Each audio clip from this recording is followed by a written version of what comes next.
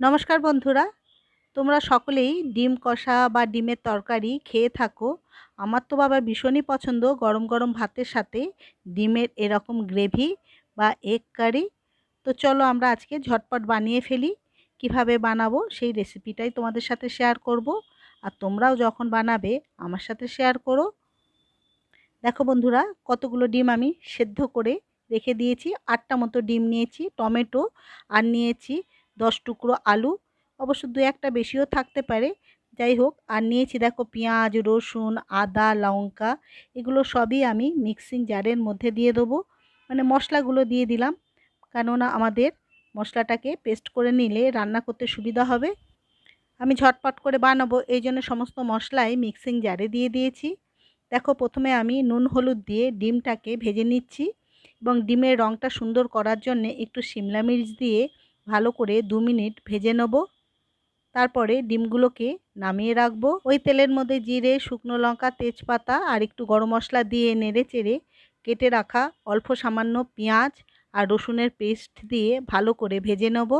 পেঁয়াজটা বেশ ভালো লাল লাল হয়েছে। এবার মিক্সিতে পিষে রাখা মশলাটা দিয়ে দিলাম, আর দিয়ে দিলাম জিরে গুঁড়ো, ধনে গুঁড়ো আর হলুদ গুঁড়ো, আর তার সাথে পরিমাণ মতো লবণ।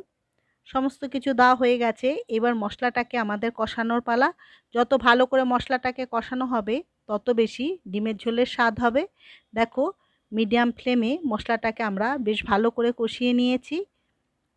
এবার দিয়ে দিলাম অল্প সামান্য শিমলা মির্চ, কেননা শিমলা মির্চ দিলে এক কারির কালারটা খুব সুন্দর আসবে। যাই হোক, এবার আলুগুলো দিয়ে বেশ ভালো করে মশলাটাকে কষিয়ে নিয়ে চারপাশ দিয়ে তেল বেরোতে শুরু করলে জলটাকে দিয়ে দেবো। তারপরে এটাকে 5 মিনিটের জন্য ফুটতে দেবো। দেখো বেশ সুন্দর ফুটে উঠেছে। আমি অবশ্য গরম জলই দিয়েছিলাম। গরম জল দিলে যে কোনো রান্নার স্বাদ অনেক বেশি ভালো হয়। আমাদের রান্নাটা প্রায় হয়ে এসছে, তাই ডিমগুলো দিয়ে দিলাম, আবার একটু ভালো করে নেড়ে চেড়ে দিলাম। দেখো দেখতে কত লোভনীয় হয়েছে, দেখেই খেতে ইচ্ছা করছে। আরও আমি 2 থেকে 3 মিনিট ভালো করে ফুটিয়ে নিয়েছি। নামানোর আগে কয়েকটা কাঁচা লঙ্কা, অল্প সামান্য চিনি দিয়ে নেড়ে চেড়ে নামিয়ে নিয়েছি। তবে চিনিটা অপশনাল, তোমরা চাইলে দিতে পারো আবার নাও দিতে পারো। তোমরা ডিমের ঝোলের পরিমাণটা যতটা দরকার ততটাই রাখবে।